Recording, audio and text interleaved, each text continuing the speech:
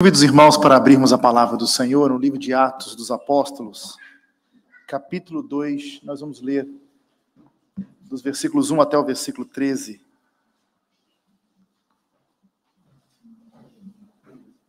Atos capítulo 2, dos versículos 1 até o versículo 13.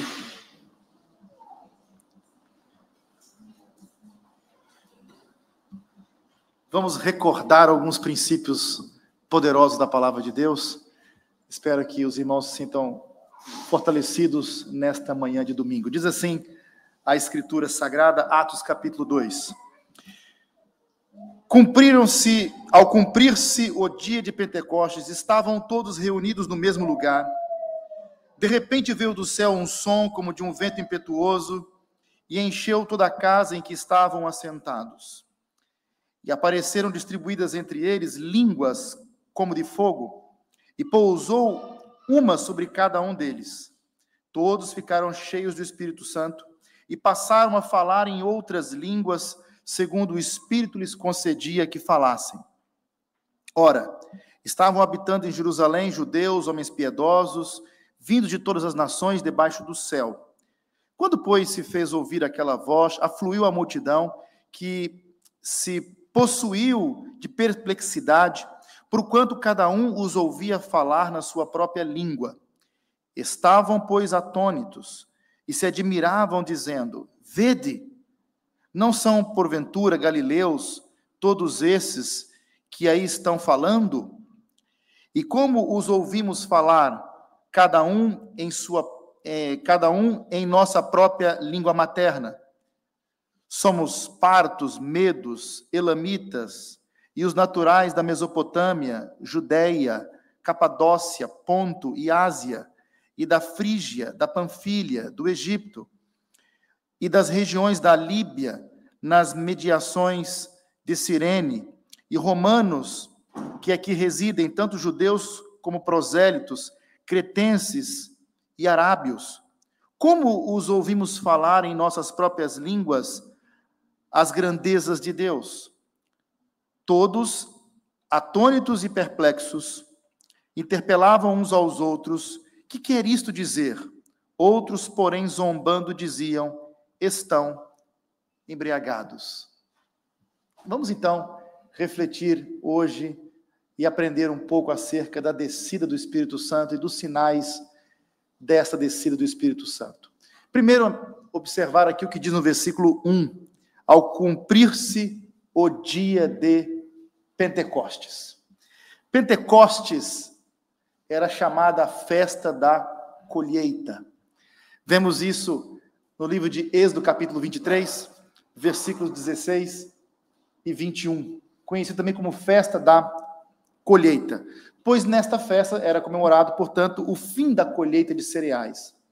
Ela também era conhecida como a festa das semanas, porque ela acontecia 50 dias, 7 semanas depois, ou 50 dias após a Páscoa, o dia em que iniciava-se, portanto, a colheita dos cereais, como está em Levítico 23, versículos 15 e 16. Então, festa das colheitas ou festa das semanas. E nesta celebração, o povo se reunia no templo em Jerusalém para agradecer a Deus pela colheita. Portanto, era aqui o dia de ação de graças judaico. Nós temos o dia de ação de graças dos americanos, também já adotamos essa tradição, e este era o dia de ação de graças em Israel, o dia de agradecimento a Deus pelas colheitas. Nesta mesma data, também comemorava-se a entrega da lei no Monte Sinai, porque a lei ela foi entregue no Monte Sinai 50 dias depois do Êxodo. É o que lemos em Êxodo, capítulo 19, versículo 1. Portanto, a saída do Egito, ela acontece na sequência da 10ª praga, a praga dos primogênitos, que foi efetivamente a comemoração da Páscoa. Então, 50 dias depois, calha literalmente no Pentecostes. E foi ali, naquele momento, em que Deus deu a lei. Portanto, os judeus também comemoravam a entrega da lei. Então, foi no dia de Pentecostes, como está aqui no versículo 1, que o Espírito de Deus veio sobre o seu povo, cumprindo aquela expectativa do Velho Testamento que o próprio Senhor Jesus, em João capítulo 7, versículos 37 ao 39, diz que ele iria vir, não tinha vindo ainda, porque ele ainda não havia sido glorificado. Ele voltaria para o Pai e rogaria ao Pai para que enviasse o outro Consolador, o Espírito Santo. No dia de Pentecostes, cumpriu-se efetivamente a promessa de Jesus aos apóstolos. No capítulo 1 de Atos, quando nós regressamos aqui, recuamos um pouco para o capítulo 1, vamos verificar no versículo 5, que Jesus disse aos apóstolos, como está no versículo 3 e 4, vós sereis batizados com o Espírito Santo, no Espírito Santo, dentro de poucos dias. Então, as suas últimas recomendações, antes da sua ascensão, 10 dias antes da sua ascensão, 10 dias depois da sua ascensão, foi efetivamente a descida do Espírito Santo, quando cumpriu-se o dia de Pentecostes. Portanto, coincide esse ensinamento com relação ao dia de Pentecostes, foi o dia, nós chamamos também do batismo com o Espírito Santo. Vou dizer por quê. Porque a expressão que aparece aqui no versículo 4, todos ficaram cheios do Espírito Santo, aqui em Atos 2:4, também é denominado de batismo, no capítulo 1 de Atos, versículo 5, e depois no capítulo 11, versículo 16, quando no relatório na ocasião em que Cornélio também recebeu o Espírito Santo, naquele relatório ficou claro que a mesma coisa que aconteceu em Jerusalém também aconteceu para os tementes a Deus. Então, esse evangelho, esse Espírito Santo, não é apenas para judeus, é para judeus, samaritanos, para gregos, tementes a Deus, é para todos os povos. Cumprindo-se, então, o que Joel disse sobre toda a carne. Também é chamado, no capítulo 2, se observarmos versículos 17 e 18, de derramamento do Espírito Santo. E também no capítulo 10, versículo 47, de recebimento. E pelo próprio Senhor Jesus, em Lucas 24, 49, de revestimento de poder. São expressões, todas elas referindo-se a este momento histórico redentor da vinda do Espírito Santo, da promessa do Pai de enviar o Espírito Santo. Note também que nenhum daqueles, e esse é um ponto fundamental, nenhum daqueles que viveram antes do Pentecostes, eles foram batizados com o Espírito Santo. Quem morreu antes do Pentecostes não vivenciou essa experiência, portanto, não foi batizado com o Espírito Santo. Jesus instruiu os seus seguidores, tanto homens como mulheres, a esperar a promessa do Pai, como está no versículo 4, e assegurou-lhes que quando o Espírito Santo descesse sobre eles, eles receberiam poder que os capacitariam a levar o Evangelho, portanto, até os confins da terra. O capítulo 1, versículo 8 diz isso, mas recebereis o poder, a virtude que há de vir sobre vós, e ser-me-eis testemunhas, tanto em Jerusalém, como em toda a Judeia, Samaria e até os confins da terra. Note que, quando ainda no capítulo 1, versículo 14, olhamos para aqueles discípulos que estavam obedecendo uma ordem de Jesus, eles não se ausentaram de Jerusalém até que cumprisse, então, a promessa do Pai, acerca da vinda do Espírito Santo sobre eles. Note que eles estavam ali no cenáculo, escondidos, e perseveravam unânimes em oração. Então, da ascensão de Cristo até o Pentecostes, eles passaram 10 dias aguardando o cumprimento da promessa, como Jesus ensinou e orientou, em obediência a Jesus, orando. E então, capítulo 2, versículo 1, ao cumprir-se o dia de Pentecostes, estavam todos reunidos no mesmo lugar, todos ficaram cheios do Espírito Santo, e no poder do Espírito, eles saíram das 4 paredes, e eles então seguiram em direção às ruas de Jerusalém, a falar das grandezas de Deus, como está no versículo 11. No versículo 1 aqui, o termo todos do versículo 1 aparece mais uma vez no versículo 4. Então, estavam todos ali reunidos, todos falavam. E dava a entender aqui, o que fica subentendido para nós, é que não foi apenas os 12 que receberam o Espírito Santo e falaram das grandezas de Deus nas línguas das nações ali representadas, mas também as mulheres, Maria, todas aquelas que estavam ali, como está no capítulo 1, versículo 14, e os outros discípulos também. Havia por volta de 120, todos receberam igualmente o Espírito Santo. Não ficou uns que receberam e outros que não receberam. O texto diz que todos, efetivamente. E não era somente, portanto, os apóstolos e os líderes da igreja que declaravam as grandezas de Deus em línguas para que as nações ali pudessem compreender, mas a igreja inteira. Isso significa que o poder do Espírito Santo, a vinda do Espírito Santo, ele veio para habilitar todo crente a testemunhar. Foram todos, então, literalmente, revestidos de poder do Espírito Santo para anunciar as boas novas do Evangelho. Algumas coisas que nós compreendemos aqui até agora, eu deixei o irmão curioso com a minha linguagem desta manhã de domingo, mas eu vou ajudá-los agora. A vinda do Espírito Santo, no dia de Pentecostes, ela reuniu os cristãos no corpo de Cristo. Foi isto que aconteceu. A igreja foi um evento histórico redentor. Não havia corpo de Cristo antes da descida do Espírito Santo.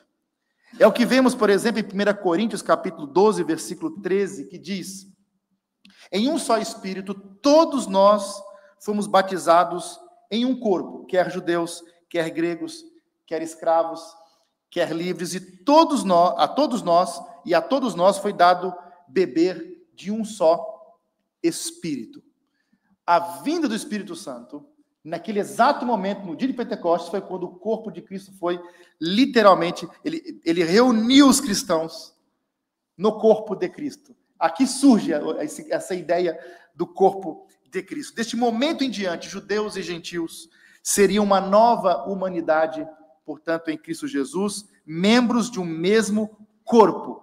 Vemos isso em Efésios 2, versículos 11 ao 22. Ele derrubou a parede da separação e uniu o muro que separava e uniu-os, portanto, formando este corpo, a igreja. Aqui é o nascimento da igreja cristã, o dia de Pentecostes. O batismo no Espírito Santo, o que significa isto? É a operação divina por meio do qual o cristão se torna parte do corpo de Cristo. O batismo nas águas é um símbolo externo desta realidade espiritual. Quando alguém abraça a fé em Jesus Cristo, crê no Senhor Jesus Cristo, se arrepende dos seus pecados, qual é, na sequência, a sua profissão de fé é avaliada, a sua devoção é avaliada, a igreja, então, quer ver sinais de que ele nasceu de novo? E o que nós fazemos para que a pessoa ingresse na membresia da igreja? Ela é baptizada. Então, ela é batizada para se tornar membro da igreja visível. Esse é um ato externo. O batismo no Espírito Santo, esse batismo espiritual acontece num plano espiritual em que este cristão é introduzido pelo Espírito Santo no corpo de Cristo. Então, quer dizer que não é pelo batismo externo que nós colocamos almas no corpo de Cristo. Só o Espírito Santo pode colocar uma pessoa no corpo de Cristo. Todos os crentes são incorporados no corpo de Cristo, que é a igreja, pelo Espírito Santo, no momento da conversão. No momento que o irmão se arrependeu e creu no Senhor Jesus Cristo, você foi batizado no Espírito Santo. Você foi introduzido no corpo de Cristo, esse batismo espiritual. Na igreja não há distinções étnicas, culturais, sociais, que dividem as pessoas. Deus, ele dá o seu Espírito a todas as pessoas que vêm à fé, judeus ou gentios, homens, mulheres, escravos ou livres. Não existe assim, acho que a irmã ali não tem o Espírito Santo, aquela tem o Espírito Santo. Se a irmã tem o Espírito Santo, foi lido aqui hoje, Romanos capítulo 8, versículo 9. Quem não tem o Espírito não é de Cristo. E como é que recebemos o Espírito? Gálatas 3, versículo 1, pela pregação da fé. Então, no momento em que o Evangelho é proclamado e que o indivíduo se arrepende e crê, ele recebe o Espírito Santo e ele é introduzido no corpo de Cristo. A única pré-condição, portanto, para receber o batismo do Espírito ou ser incorporado no corpo de Cristo é a fé em Cristo que traz a salvação inicial. Pedro disse isso ao público de Jerusalém. Eu vou explicar algumas diferenças entre Pedro e nós agora. Arrependam-se, Pedro disse, e cada um de vocês seja batizado em nome de Jesus Cristo, para perdão dos seus pecados, e receberão o dom do Espírito. A partir do Pentecostes para cá, quem se arrepende dos pecados recebe o dom do Espírito. Antes do Pentecostes, não se esqueçam que Pedro viveu antes e depois, sim ou não? Pedro era um crente que viveu nas duas épocas, na velha aliança e na nova aliança. E quem viveu nas duas épocas, vivenciou duas experiências diferentes. Ele tem o Espírito naquilo que era próprio da velha era, e segue Jesus, mas ele agora recebe a dádiva do Espírito Santo, que foi no dia de Pentecostes, na nova aliança. Então ele viveu as duas épocas. Mas eu não, eu já nasci depois. Eu nasci depois dessa época. Aliás, dos nascidos de mulher, diz a Bíblia que ninguém é maior do que João Batista, mas qualquer um deles era maior do que João Batista. Por quê? Porque João Batista morreu antes desta era, desta nova época do Espírito Santo, dessa nova aliança inaugurada por Jesus. Qualquer um de nós tem privilégios muito maiores e a gente nem se apercebe dessa grandiosidade, como vemos em textos como Ezequiel 36, 25, e textos como Joel, e vai ser citado pelo próprio apóstolo Pedro, que cumpriu-se esse momento em que o Espírito seria derramado sobre toda a carne. Então, esse é um ponto importante. Temos que ler o livro de Atos dos Apóstolos conscientes de que há uma transição da antiga para a nova aliança. E que tem pessoas que viveram antes e receberam coisas diferentes em duas épocas. E que agora estamos depois, já com a igreja estabelecida, com o corpo de Cristo formado, na nova aliança. Depois, então, do Pentecoste, os únicos dois mandamentos bíblicos em relação ao Espírito Santo são viver, ou andar, né, no Espírito, e deixar-se, portanto, encher pelo Espírito Santo. Está em Gálatas 5, 16 e 25, e Efésios 5, 18. Ou seja, essa ideia de plenitude do Espírito, ser cheio do Espírito, é clara na Bíblia Sagrada. Então, são mandamentos que estão no tempo presente e que sugerem, portanto, um crescimento contínuo na vida do crente que já tem o Espírito Santo. O irmão já tem o Espírito Santo, mas deve ser cheio do Espírito Santo constantemente, buscando ser cheio do Espírito Santo. Isso não tem nada a ver com batismo, isso aconteceu na sua conversão, mas o irmão precisa de continuamente receber mais e mais do Espírito Santo, no sentido de ser controlado por ele, e não de ser um copo que você fica enchendo, mas no sentido de ser controlado, dominado, dirigido, guiado pelo poder do Espírito Santo. Note dos versículos 3 ao 11, aqui do capítulo 2 de Atos, que a vinda do Espírito Santo foi acompanhada por sinais. E agora vamos entrar numa parte que gera muita curiosidade e também, ao mesmo tempo, podemos responder algumas questões aqui. Primeiro, o sinal, aqui fala do som, fala de vento e fala de línguas como de fogo. Note que o som não era, portanto, vento, mas soava como um vento. Era um som como de um vento, não era um vento. Então, de vez em quando, nós pensamos, você estava numa casa reunida e, de repente, entrou um vento lá e derrubou as cadeiras todas. Não, não é isso. É um som como de um vento. E falava-se em línguas como de fogo. Né? Como de fogo. Não era fogo, efetivamente, era como. Aqui, por comparação. O vento, então, o que significa este vento? É um símbolo da presença do Espírito Santo. Vemos isso no Velho Testamento, em textos como Ezequiel 37, versículo 9. Enquanto o fogo é símbolo também do poder de Deus, do poder de purificação. Isso é citado, por exemplo, em Mateus 3:11. Eles batizarão com o Espírito Santo e fogo. Pode ser aqui um debate sobre se o fogo é juízo, mas ali eu entendo fogo de purificação. Quando Deus ele deu a lei, por exemplo, ao povo no Monte Sinai, chamas, literalmente fogo, isso foi visto nas montanhas, simbolizando, portanto, o poder, a onipotência de Deus, sua glória e a sua majestade. Então, na Bíblia, fogo aponta para o poder de Deus, para a glória de Deus, tanto no aspecto de purificação, até mesmo de juízo. O derramamento do Espírito Santo no Pentecostes, ele foi também sinalizado pelo fenômeno das línguas. Os discípulos receberam um poder sobrenatural de falar línguas estrangeiras que nunca haviam estudado. Meus irmãos, de fato é um milagre formidável. Uma pessoa pode estudar uma língua por muitos anos e ainda assim ter muita dificuldade de se exprimir naquela língua. Não é? Até na própria língua. Imagina numa língua, portanto, estrangeira, uma língua que eu aprendi a falar. A minha segunda, terceira língua, quarta língua. E, portanto, por milagre, sobrenaturalmente, eles começaram a falar nas línguas das nações, sem terem sequer estudado. Isso é um milagre extraordinário. E quem compreende um pouco acerca da parte da mecânica da comunicação, sabe que foi, de fato, para que isso acontecesse, um milagre extraordinário. E note que o texto não está a dizer que eram, por exemplo, declarações estáticas, como se estivessem em transe, em declarações estáticas, mas eram as línguas faladas em todas as partes da região oriental, do Mediterrâneo, de Roma até a Pérsia. Temos aqui várias nações.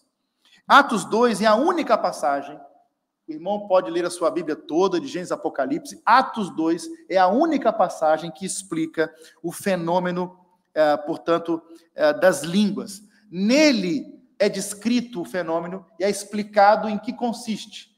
Eles começaram a falar em outras línguas, conforme o Espírito Santo concedia que falasse, e cada um os ouvia falar na sua própria língua materna, na sua língua nativa. O falar em línguas no dia de Pentecostes, portanto, foi uma habilidade sobrenatural para falar em línguas reconhecíveis daquelas nações. Não foi, portanto, uma algaravia fervorosa, piedosa, ou uma livre vocalização de quebrantamento, em que estou a gemer e a falar coisas quebrantado e contrito, e eu não estou colocando em causa a sensibilidade ou até a sinceridade das pessoas que estão a fazer isso, não estou colocando em causa. Estou dizendo que o fenômeno aqui foi línguas reconhecíveis das nações ali. E é o único texto na Bíblia que explica como é que o dom funciona. Eu não vou ter nenhum outro que me explique isso. O texto diz que logo que eles ficaram cheios do Espírito Santo, eles começaram a falar em línguas estrangeiras, e a falar das grandezas de Deus, portanto, como está no versículo 11. Então, judeus, prosélitos e diversas partes do mundo, as pessoas que estavam ali, puderam ouvir os discípulos a falar, portanto, na sua própria língua materna, das grandezas de Deus. Logo, a língua está, essa capacidade espiritual deu a eles alguma coisa, alguma mensagem que exaltava a Deus. Era uma comunicação para Deus, e eles estavam a ouvir das grandezas de Deus. Esta ocorrência foi um sinal para indicar que o plano da salvação, ele deslocou-se da atividade centrada nos judeus, mais centrada no povo de Israel, e para uma atividade que abrange todas as nações. Efetivamente, esta é a ideia, porque o falar em línguas simbolizou aqui uma nova unidade no Espírito.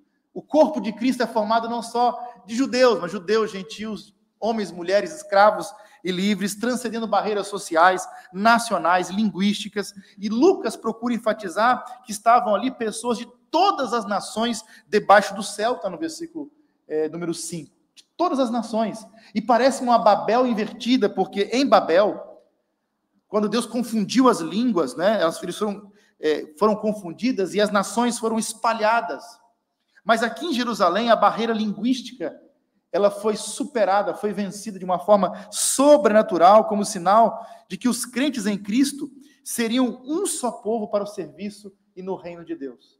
Então, essa ideia de pregar o evangelho para todas as nações, e o Espírito Santo é derramado sobre toda a carne, estavam ali pessoas de todas as nações, mostrando este alcance mundial, este alcance multicultural, internacional do povo de Deus, espalhando a mensagem da salvação e do reino para toda a terra. Nos versículos 7 ao 13, temos reações aqui. Note, o irmão, que estavam atônitos e se admiravam, está no versículo 7. Vede, não são porventura galileus todos estes que estão aí falando? E como os ouvimos falar, cada um a nossa própria língua materna? Aí vai citando as nações todas. Depois, no versículo 12, todos atônitos e perplexos interpelavam uns aos outros. O que quer isso dizer? Outros, porém, zombando, diziam, estão embriagados. Estão cheios de mosto, como diz uma tradução, a revista corrigida. 3 reações. Primeira, preconceito. Por que preconceito? Não são galileus todos esses que estão falando? Ou seja, os galileus, eles eram recebidos em Jerusalém como pessoas de segunda classe. O sotaque arrastado, mais ou menos como um brasileiro a falar cá em Portugal, dos galileus, mas lá era um pouco pior, tá bem? Incomodavam os judeus da Judéia, aquele sotaque do norte lá da Galileia, a Galileia dos gentios. E por causa da pronúncia defeituosa do idioma que era falado pelos galileus, os judeus mais ortodoxos, tradicionais da Judéia, eles achavam que os galileus deveriam ser proibidos de ler a lei nas sinagogas. Isso é um desrespeito. Publicamente não deveriam fazê-lo, porque eles tinham medo de que o sotaque viesse a ofender o Criador. Olha que preconceito, o nível é pesado. O sotaque dos galileus poderia atrapalhar. E quando Jesus escolhe os galileus, aqui Jesus está a ensinar uma lição maravilhosa, que o local de nascimento da pessoa não deve ser uma barreira para ela ser usada por Deus. Ele escolhe galileus para falar línguas na Judéia. Então não é o lugar de nascimento que autentica uma vocação, não é esse o ponto, mas de fato ser um cristão e ser cheio do Espírito Santo. Um outro aspecto importante, versículo 12, o ceticismo. Eles estavam incrédulos, atônitos, perplexos. O que quer isto dizer? Reagiram com ceticismo e com zombaria também, porque um grupo começou a rotular aquele fenômeno como sendo resultado da embriaguez. Contudo, quando nós estudamos um pouco do contexto do Pentecostes, ficamos a saber que não era o excesso de vinho, como está no versículo 15, é mesmo dito isso, eles não estão embriagados, como vós pensais, sendo esta a terceira hora do dia, sendo 9 da manhã, ninguém poderia estar embriagado, porque nas festas religiosas de Israel, os judeus jejuavam até o encerramento dos cultos matinais.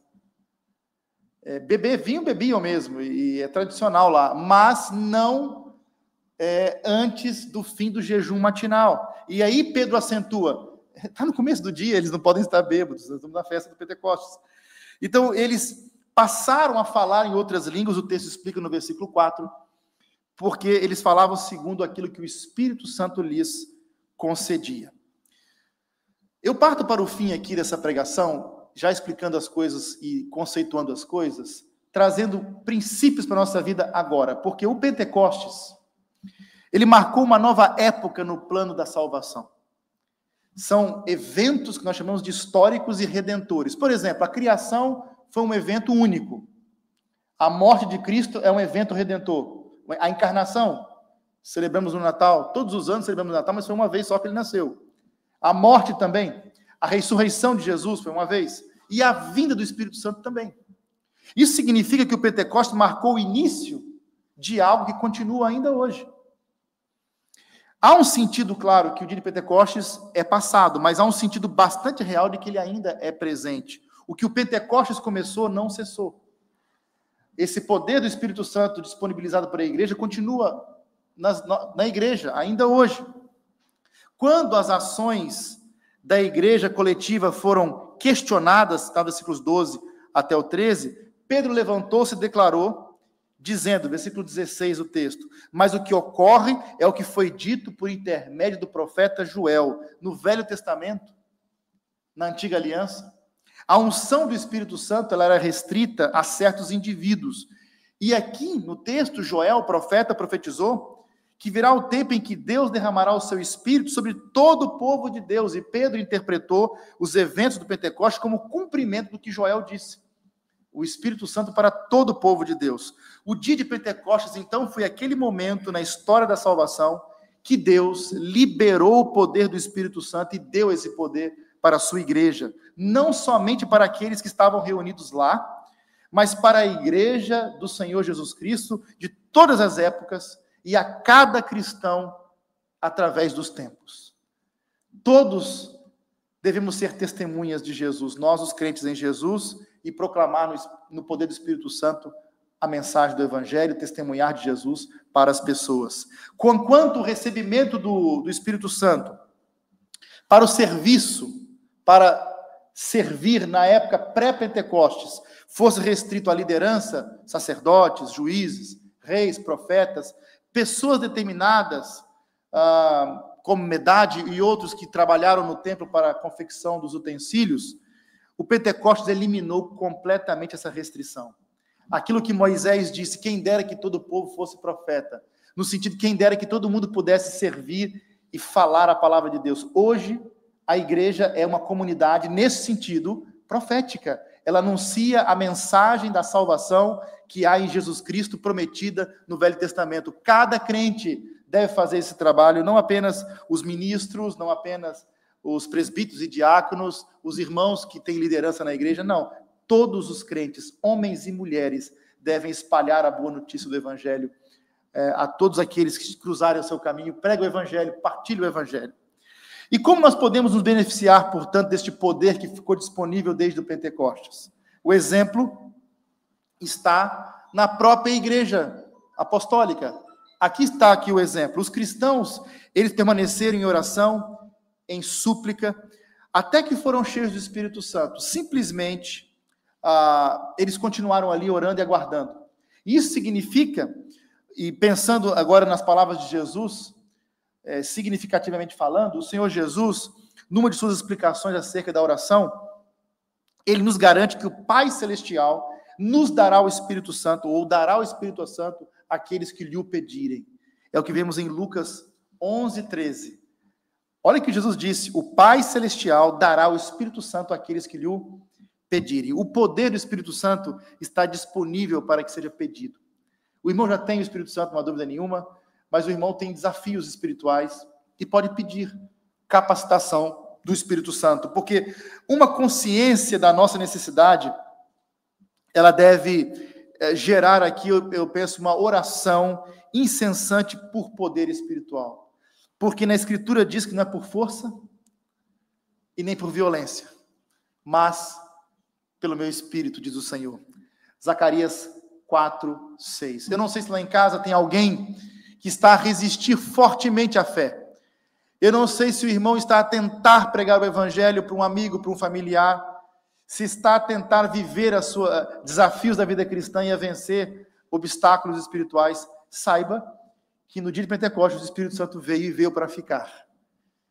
E ele nos guia, ele nos ensina, ele nos fortalece, é o nosso ajudador, é a força auxiliadora, uma pessoa presente em todos os momentos, que nos capacita a enfrentar desafios e que nos ilumina a entender a Escritura e que nos conduz na evangelização, que nos dá graça e poder para resistir até ataques de todas as formas. Esses discípulos, que eram tão tímidos e medrosos, depois disso ficaram tão fortes como Sansão, porém, sem um coração tão fechado, mas um coração redimido, transformado, inflamado pelo Espírito Santo. Nós precisamos do poder espiritual. A palavra sem o Espírito não vai fazer a obra, porque vai apenas chegar um conteúdo para a pessoa. Para que haja poder transformador, Deus tem que agir. Portanto, o irmão não é convertido porque o irmão entendeu uma mensagem, o irmão racionalmente, intelectualmente, olhou assim, meditou, fez uma introspecção. Bom, eu penso que isso é assim mesmo. Olha, a partir de hoje vou seguir isto. E vou mudar de vida, vou fazer isso por força própria, por capacitação humana. É uma obra do Espírito Santo. Portanto, não é por força nem por violência. Não podemos converter a cidade de Lisboa, portanto, na força. Tem que ser pelo Espírito Santo. Pedro e João, eles fizeram isso. Eles pediram ao Senhor, em Atos 4:29, concede aos teus servos que anunciem com toda a intrepidez a tua palavra. Eles oraram e Deus atendeu, de modo que todos foram cheios do Espírito Santo e com ousadia, com intrepidez anunciavam a palavra, como está no 31. No 4:29, 4:31 diz isso. Portanto, Pedro já tinha recebido o Espírito Santo, já era parte do corpo de Cristo, então ele recebeu esse enchimento, mas agora ele é cheio. Então no 4:8 diz isso, no 2:4 ele foi cheio lá, foi cheio de novo.